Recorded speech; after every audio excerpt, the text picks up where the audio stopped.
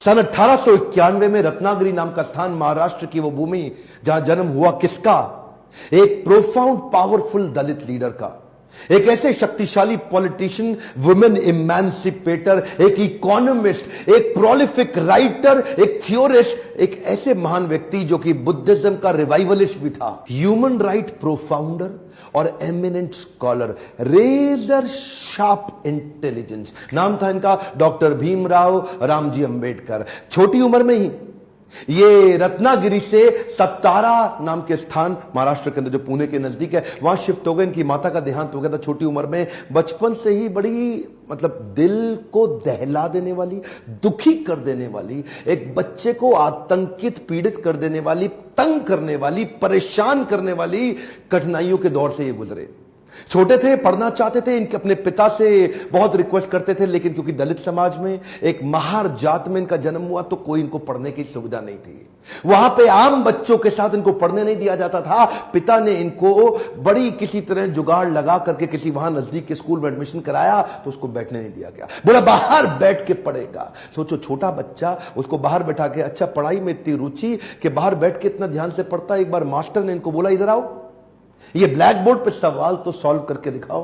अच्छा, ये black board पे सवाल सॉल्व करने गया तो अचानक बच्चे चिल्लाए, मास्टर जी नीची जाति का है। और इतना ही नहीं, बच्चे चिल्ला के भागने लगे ब्लैक बोर्ड की तरफ। ये हैरान हुआ क्यों भागे, तभी देखा सारे बच्चों ने अपने टिफिन उठाए, वहां से उठा के पीछे करने लगे, धक्का मारने लगे। क्यों? उनको डर था इसकी परछाई से इनका खाना अपवित्र ना हो जाए।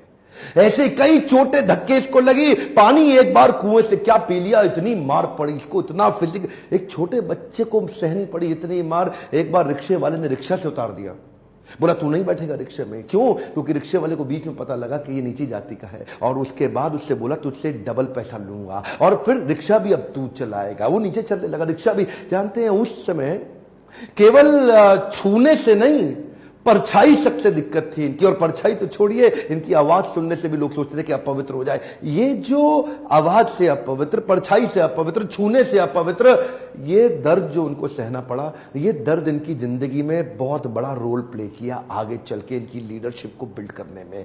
जानते हैं, संस्कृत नहीं पढ़ाई जा रही थी। बोलते संस्कृत तो ब्राह्मणों के पढ़ने के लिए, तेरे पढ़ने के लिए तो है नहीं, स्कूल से निकाल दिया जाता था। तो सायाजी महाराज गायकवाड़ नाम के एक राजा वहीं हुआ करते थे, जिन्होंने इसकी तकलीफ को समझा और वो इनकी तकलीफों को पहचानते थे। बहरहाल इनकी पढ़ने की इतनी इच्छा को देख के उन्होंने इसको स्पॉन्सर किया, स्कॉलरशिप दी, ताकि ये जाके वेस्ट में लंबी पढ़ाई कर सकें। देखिए, ध्यान दीजिए, बात आज की नहीं है, बात 110 साल पुरानी है। 1908, 1909, उस समय एक सबसे निचले पायदान से उठा हुआ महार जात का लड़का जाकर के इंटर करके आया इंग्लिश में मुंबई से। उसके बाद वही बीए करी, पॉलिटिकल साइंस और इकोनॉमिक्स में। रुका नहीं, तुम मुझको यहां नहीं पढ़ने दोगे, मैं जाऊंगा दुनिया की बेस्ट यूनिवर्सिटी में, रोक के तो दिखाओ। और वही स्कॉलरशिप लेकर के निकल गया न्यूयॉर्क, कोलंबिया यूनिवर्सिटी जाकर के उसने पहले तो एमए करी, पॉलिटिकल साइंस, इकोनॉमिक्स, हिस्ट्री और सोशियोलॉजी में। उसके बाद पीएचडी करने निकला। यहां नहीं रुका,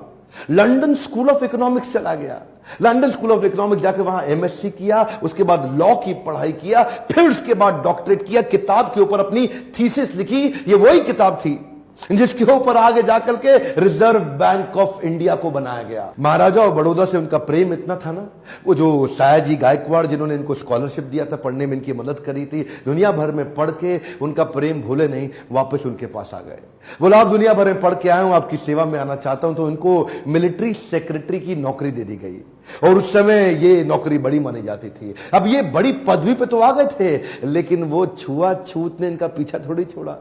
वहां भी जो सरकारी पियोन होता था ना, वो उनको फाइल दूर से फेंक के दिया करता था। बोला तू नीच जात का है, आज गद्दी पे बैठ गया तो क्या, दूर से फाइल फेंकते थे, उसके पास नहीं जाते थे। उनको खाने के लिए बोलते थे बाहर जाके खा। आज भी वो कुएं से पानी नहीं पी सकते थे, इतनी एग्जॉल्टेड पोजीशन पे। बाबा साहब अंबेडकर की तकलीफों का सिलसिला थमा थोड़े ही। अभी तो रमाबाई जिनसे उनका विवाह हुआ था, उनके साथ उनकी 5 संतानें हुई, लेकिन 4 संतानें एक के बाद एक इलाज की सुविधा ठीक से ना मिल पाने के कारण उनके जीवन से चलती चली गई। 4 बच्चों का देहांत हुआ, 1 बच्चा बचा, लेकिन पत्नी भी आगे चल के लंबा साथ नहीं दे पाई। वो भी लंबी बीमारी के चलते उनका भी देहांत हो गया। बाबा साहब अंबेडकर जो अब इस समय कोई भी आदमी टूट सकता था, जिसका अपना स्वाभिमान ही खत्म हो जाए। लेकिन ये क्या किए, ये साथ साथ अपने देश के लिए लड़ते रहे और घर की तकलीफों से अपने आप को रुकने नहीं दिया, सत्याग्रह पे निकल गए। 1927 के इस महान सत्याग्रह में ये जिद पे अड़ गए कि सब दलितों को कुएं से पानी पीने का अधिकार दिला के रहूंगा। सार्वजनिक स्थान है, किसी का प्राइवेट नहीं है, जो सरकारी स्थान है वहां पे एक इंसान दूसरे के साथ पानी क्यों ना पी सके। देखिए गलत तो एक्चुअली हो रहा था। जो दलित औरतें थी ना, उनको साड़ी भी पहनने का, पांव को ढक के उठा के साड़ी पहननी पड़ती थी। इन्होंने पहली बार अधिकार दिलाया, पूरी नीचे तक आम औरतों की तरह पांव को ढक के साड़ी पहनने का अधिकार। उसके बाद बोले कम्युनल इलेक्टोरेट की मांग कर दी इन्होंने। कम्युनल इलेक्टोरेट में ये चाहते थे कि कम्युनिटी के आधार पे हमारी वोटिंग की सुविधा अलग हो। उसमें थोड़ा गांधी जी अड़ गए, क्योंकि गांधी जी जानते थे कि ये अंग्रेज लोग मिलकर के हमारी सारी जातियों को तोड़ के अलग कराना चाहते। गांधी जी ने इनको समझाया। देखो क्या बोले अंबेडकर जी, मैं आपको रिजर्वेशन दिला दूंगा, मैं आपको बाकी सब मदद करूंगा, सब करूंगा, लेकिन अलग नहीं करते। अब जातियों के आधार पर अगर देश को अलग किया तो मुझे स्वतंत्रता नहीं मिल पाएगी, मैं अंग्रेजों से लड़ नहीं पाऊंगा, मेरे साथ खड़े होके मेरी ताकत बनो। वो जब अंबेडकर नहीं माने तो गांधी जी ने फिर उनको रिक्वेस्ट की और उसके बाद अनशन पे बैठ गए गांधी जी। बहरहाल अंबेडकर उस समय उनके सामने बड़ी दुविधा आ गई।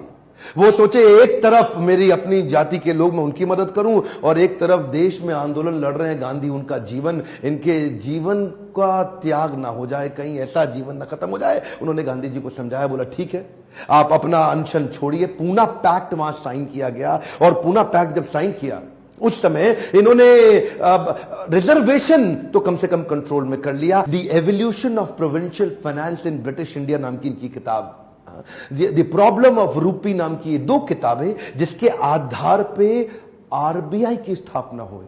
मैं दोबारा बोल दूं क्या, इन्होंने जो किताबें लिखी उसके आधार पे आरबीआई की स्थापना करी गई। कैन यू इमेजिन, भारत के सबसे निचले पायदान से आया एक यंग लड़का जिसकी कोई मदद करने वाला नहीं, आज उसकी बुद्धि पे आधारित हमारे कॉन्स्टिट्यूशन की स्थापना भी की जाएगी। इनकी ज्ञान, बुद्धि और कौशल का लोहा इंडियन लीडर्स और ब्रिटिश लीडर्स दोनों मानते थे। 1947 में भारत आजाद हुआ और गांधी जी के पास नेहरू अपनी पूरी कैबिनेट की लिस्ट लेकर के आए। जब नेहरू, जो कि स्वतंत्र भारत के पहले प्रधानमंत्री होने वाले थे, पूरी कैबिनेट की लिस्ट लेके पहुंचे और बताया कि देखो इनको मैं तो तभी गांधी ने पूछा इसके अंदर बाबा साहब अंबेडकर का नाम कहां है, और वहीं थोड़ी उनकी बहस हुई और गांधी ने बोला कि नेहरू ये तुम्हारी कैबिनेट नहीं है, ये आजाद भारत की कैबिनेट है। तभी उनको कानून मंत्री के रूप में लिया गया और न केवल कानून मंत्री बल्कि तुरंत जो ड्राफ्टिंग कमेटी थी इंडियन कॉन्स्टिट्यूशन की, उसका चेयरमैन भी बना दिया गया। इनकी इंटेलिजेंस के आगे कोई कुछ बोल नहीं सकता था। जो इनसे सहमत थे, असहमत थे,